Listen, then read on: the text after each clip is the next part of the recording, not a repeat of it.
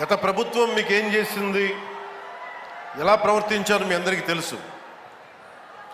మన జిల్లాకు సంబంధించి వెలిగొండ ప్రాజెక్టుకి ఒక 4,000 కోట్ల రూపాయలు కావాలి. దాంట్లో మేజరు ఎవరైతే భూపరిహారానికి కావాలి వాళ్ళు అప్పులు తీసుకున్నారు. రాష్ట్రం మీద లక్షల కోట్ల అప్పులు తీసుకున్నారు. కానీ మనకు ఒక వెలిగొండ ప్రాజెక్ట్ తేలేకపోయారు. అలాగే గత ప్రభుత్వం జలజీవన్ మిషన్ అనేది దాహం తీర్చేది. గంగమ్మ తల్లి మనకి దాహం తీర్చేది, మన పంట పొలాలకి జీవం పోసేది, పంట పండించి మన ఒంట్లో సత్తువు నింపేది.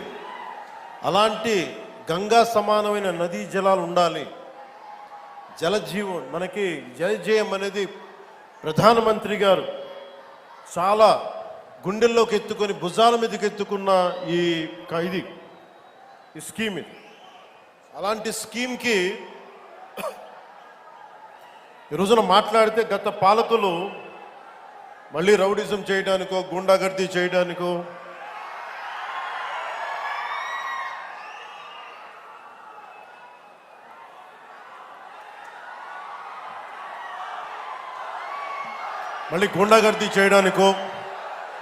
రౌడిజం చేయడానికో అలాంటి భావన మళ్ళీ ఉంది. మీకు తెలుసు కదా, రౌడిజానికి గుండాగర్దీలకి బయటపడితే మన రాజకీయాల్లోకి వస్తాం. కేసులు పెడతాం, వస్తే 29లో మేము అంతు చూస్తామంటే మీరు రావాలి కదా. మీరు ఎలా వస్తారో మేము చూస్తాం. నాకు వారి మీద, వైసీపీ నాయకుల మీద ఈరోజు చెప్తున్నాను, మొదటి నుంచి చెప్తున్నాను, వ్యక్తిగతంగా నాకు ఎవరి మీద కక్ష ఉండదు. మనస్ఫూర్తిగా నా గుండెల మీద ఆత్మసాక్షిగా చెప్తా, నాకు ఎవరి మీద కోపం ఉండదు. కానీ మీరు సగటు మనిషిలో, ఈ దేశంలో ఉన్న సగటు మనిషికి, సగటు మధ్యతరగతి మనిషికి, సగటు రైతుకి, సగటు యువకుడికి, సగటు యువతకి మీరు కనుక భయభ్రాంతుల్ని క్రియేట్ చేస్తే దాన్ని ఎదుర్కొనే కదా ఇక్కడ దాకా వచ్చాం. మీకు 151 సీట్లు వచ్చినప్పుడు కదా, నేను 2 చోట్ల ఓడిపోయినప్పుడు కదా మేము ఎదుర్కొని బలంగా నిలబడింది.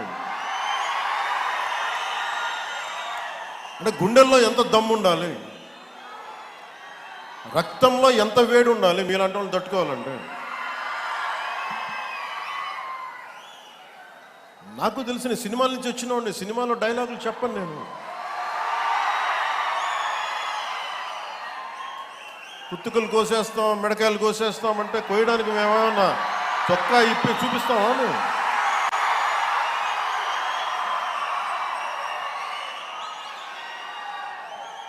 నేను సినిమాలో డైలాగులు చెప్పడానికి కూడా ఇబ్బంది పడతాం. సింహం గడ్డం గీసుకుంది, మేము గడ్డం గీసుకోలేదు. ఇది సరదాగా ఉంటాయి, మిమ్మల్ని చీరప్ చేయడానికో సరదాగా చేయడానికి. నిజంగా గడ్డం గీసుకుంటే దరిద్రంగా ఉంటుంది. చూడండి, ఆలోచించండి. స్నానం చేయకుండా, మట్టి కొట్టుకుంటా, అంటే ఇవన్నీ ఏంటంటే సినిమాల్లో చెప్పిన డైలాగులు. అవి ఎందుకు చెప్తున్నానంటే సందర్భానుసారంగా చెప్తున్నాను. ఖచ్చితంగా మీరు అద్భుతమైన పాలన చేసి కనుక ఉండుంటే మీరు 11 సీట్లకు వచ్చేవాళ్ళు కాదు. మీరు అంటే ఇది రెలవెంట్ కాబట్టి చెప్తున్నా. ఇది కక్ష తీర్చుకునే ప్రభుత్వం కాదు. ఇది తప్పులు చేస్తే శిక్షించే ప్రభుత్వం ఇది. అలాంటిది అంటే ఇది ఎందుకు చెప్తున్నానంటే మీకు వినండి, మళ్ళీ అరవండి. మీ ఉత్సాహాన్ని కాదండి, మీరు వినండి. అంటే మీరు అరుపులు అరుచుకుంటూ వెళ్ళిపోతున్నారు, వాళ్ళేమో బెదిరిస్తామన్నారు, కోస్తామంటున్నారు. మళ్ళీ మీ ఎర్ర జెండా శక్తి తెలియదు వాళ్ళకి. మీ గుండెల్లో ఉన్న ఆ వేడి రక్తం గురించి తెలియదు వాళ్ళకి. అంటే కడుపు కాలి ఉన్నవాడికి కష్టపడి పని చేద్దాం అనుకున్నాను, మళ్ళీ తిరిగి కోపం తెప్పించుకోండి. పని చేసుకుని తల ఉంచుకొని పని చేసుకుంటూ వెళ్ళిపోతున్నాం. నిజంగా 11 సీట్లు ఇచ్చిన ఆ పార్టీగా మేము గౌరవిస్తున్నాం. ఈ ప్రభుత్వం గౌరవ ముఖ్యమంత్రి శ్రీ నారా చంద్రబాబు నాయుడు గారి నాయకత్వంలో ఉన్న ఎన్డీఏ కూటమి నడుపుతున్న ఈ ప్రభుత్వంలో తప్పులుంటే ఖచ్చితంగా చెప్పండి. ఖచ్చితంగా చెప్తే మేము సరిదిద్దుకుంటాం, లేదా వివరణ ఇస్తాం. అంతేగాని మేము కుత్తుకులు కోసేస్తాం, రంపాలు తెస్తాం, రంపాలు పెట్టి కుత్తుకులు కోస్తామంటే మీకు తెలుసు కదా, అలాంటి వాటికి తాటాకి చప్పుళ్ళకి మేము భయపడం.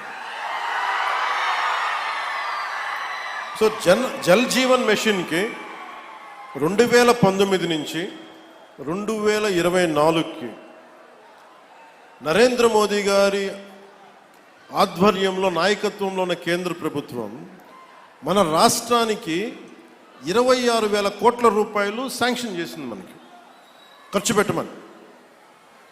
మీరు ఊహించండి ఎంత ఖర్చు పెట్టారో వీళ్ళు. 26,000 కోట్లు మొత్తం ఇస్తామంటే దానికి మ్యాచింగ్ గ్రాంట్ ఇవ్వకపోవడం వల్ల 4,000 కోట్ల రూపాయలు ఖర్చు చేయగలిగింది. ఆ 4,000 కోట్ల రూపాయలు పోని కనీసం కొన్ని ఊళ్ళకి దాహం తీర్చారా అంటే అది కూడా తీయలే.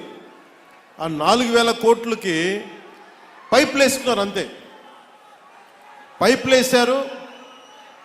ఇప్పుడు పైపులు వేస్తే వాటర్ సోర్స్ చూపించాలి కదా. ఎక్కడి నుంచి నీళ్లు పట్టుకొస్తున్నావు, చెరువు నుంచా, కుంట నుంచా, ఎక్కడి నుంచి పట్టుకొస్తున్నావు అంటే అవి కూడా చేయలే. పైప్ లేసి కూర్చోబెట్టారు. ఎప్పుడు మనకి ఉపరితలం నుంచి మన సర్ఫేస్ వాటర్ ఎప్పుడు వస్తుందని. దీనివల్ల ఆ 4,000 కోట్లు కూడా చాలా వరకు వృధా అయిపోయింది. ఈ రోజున జేజేఎం మిషన్ ఆగిపోతుంది. ఈరోజు మనం కూటమి ప్రభుత్వం ఎందుకు ఇంత బలంగా ఉన్నామంటే మీరు మా మీద పెట్టిన నమ్మకానికి అన్నదమ్ములు, ఆడపడుచులు, యువత, పెద్దలు, పిన్నలు, రైతాంగం, మధ్యతరగతి అందరూ నమ్మి ఓటేస్తే జల్ జీవన్ మిషన్ పథకాన్ని మేము ఆపేస్తున్నాం అని కేంద్ర ప్రభుత్వం చెప్పారు. మాకు కంటిన్యూ చేయాలని లేదు మాకు. ఎందుకంటే నీళ్ళు ఇవ్వడం అనేది స్టేట్ సబ్జెక్ట్. ఇది ఇన్ని రాష్ట్రాల మీద మాకు భారం అయిపోతుంది, మేము ఇవ్వలేమంటే ముందు నేను వెళ్ళి విఆర్ పాటిల్ గారిని కలిసి, జలశక్తి మినిస్టర్, కేంద్ర మంత్రివర్యులు వారిని కలిసి వివరించారు. సార్, గత ప్రభుత్వంలో 26,000 కోట్లు మీరు ఇస్తే మేము 4,000 కోట్ల గత ప్రభుత్వం ఖర్చు పెట్టింది, అది కూడా ఇంత అవకతవకలుగా. ఈ రోజున కనుక మీరు ఇవ్వకపోతే మాకున్న సమస్యలు విని మన ప్రకాశం జిల్లా వెలుగొండ ప్రాజెక్ట్ దగ్గర నుంచి మన పల్నాడు, అలాగే మనకి అనంతపురం, శ్రీకాకుళం ఎక్కడైతే ఉన్నాయో అన్ని దాదాపు మేజర్గా ఇవి, మిగతా అన్నిటికీ అన్ని ఎక్కడైతే నీటి ఎద్దడి ఎక్కువ ఉందో వీటన్నిటికీ దాదాపు ఒక 83,000 కోట్లు, 84,000 కోట్లు అవసరం అవుద్ది. 26,000 కోట్లు కూడా సరిపోదనంటే వాళ్ళు అసలు మేము రూపాయి కూడా ఇచ్చే పరిస్థితిలో లేము, అంత ఇబ్బందుల్లో ఉన్నామంటే కేవలం మనం 151 సీట్లు ఇచ్చాం కాబట్టి, ఎన్డీఏ కూటమిని గెలిపించాం కాబట్టి మా గొంతు బలంగా, మా గళం బలంగా వినిపిస్తే తర్వాత గౌరవ ముఖ్యమంత్రి చంద్రబాబు నాయుడు గారు, నేను ఇంకొకసారి మరోమారు జలశక్తి మినిస్టర్ గారి దగ్గరికి వెళ్ళి ప్రధానమంత్రి గారికి వారికి అందజేసి చేస్తే ఈ రోజున జేజేఎం ప్రాజెక్ట్ మొదటి విడత మనకి 1,390 కోట్లతోటి మన ప్రకాశం జిల్లాలో మొదలు పెడుతున్నామంటే దానికి మీరు మా మీద పెట్టుకున్న నమ్మకం, కేంద్ర ప్రభుత్వం మన మీద ఉంచిన నమ్మకం.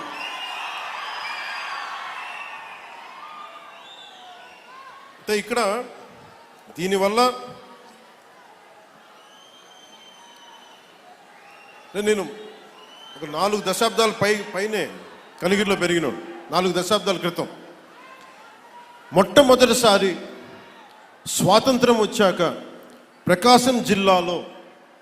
మన ప్రకాశం జిల్లాలో చేపడుతున్న అతిపెద్ద తాగునీటి సరఫరా పథకం ఈరోజు మనం జల్ జీవన్ మిషన్ ద్వారా చేపడుతున్నాం. 1,290 కోట్లతోటి ప్రకాశం జిల్లాలో 7 నియోజకవర్గాలు, ఎర్రగొండపాలెం, గిద్దలూరు, మార్కాపురం, కనిగిరి, కొండేపి, కందుకూరు, దర్శి అసెంబ్లీ నియోజకవర్గాల పరిధిలో 18 మండలాలు, 578 గ్రామాల్లో ఉన్న దాదాపు 10 లక్షల పైచిలకు జనాభాకు వచ్చే 30 సంవత్సరాల పాటు ఈ పథకం ఫస్ట్ ఫేజ్ ద్వారా తాగునీటిని అందించబోతుంది. దీనికోసం ఒక water treatment plant, 19 సంపులు, 31 over head balancing రిజర్వాయర్లు, 334 ఓవర్ హెడ్ ట్యాంకులు, 5,000 కిలోమీటర్ల మేరకు పైప్ లైన్లు వేసి శ్రీ పూలసుబ్బయ్య వెలిగొండ ప్రాజెక్ట్ నుండి ప్రజలకి, మన ప్రకాశం జిల్లా ప్రజానికానికి నీరు అందజేయబోతున్నాం. గత పాలకులు మీకు చెప్పాను, ప్రజలకు మంచి నీరు అందించే కార్యక్రమాలని పూర్తిగా పైకెక్కించారు. అంటే లాస్ట్లో ఇంకా ఓడిపోతున్నామని తెలుసుకునే దశలో అప్పుడు ఒక శిలాఫలకం వేశారు మన ప్రకాశం జిల్లాకు సంబంధించి. నిజంగా వాళ్ళకి త్రికరణ శుద్ధి ఉండుంటే వాళ్ళు ఎప్పుడు చేస్తుండాలి? వచ్చిన మొదటి సంవత్సరంలో చేస్తుండాలి. ఈరోజు వాళ్ళు లక్షల కోట్ల అప్పులు పెడితే అన్ని తట్టుకొని, ముఖ్యంగా మీరు మనం ఉండటం వల్ల ఆంధ్రప్రదేశ్ 21 ఎంపీలను గెలిపించడం వల్ల కేంద్ర ప్రభుత్వానికి అది ఒక బలం, ఆక్సిజన్ అయిపోయింది. దానివల్ల మనకి ఈరోజు డబ్బులు వస్తూ ఉన్నాయి. దానికి కారణం మీరు మమ్మల్ని నమ్మి, నారా చంద్రబాబు నాయుడు గారి నాయకత్వంలో నమ్మిన కూటమిని గెలిపించినందుకు. దానికి నిదర్శనం ఈ రోజున మన ప్రాజెక్ట్ స్టార్ట్ అవటం.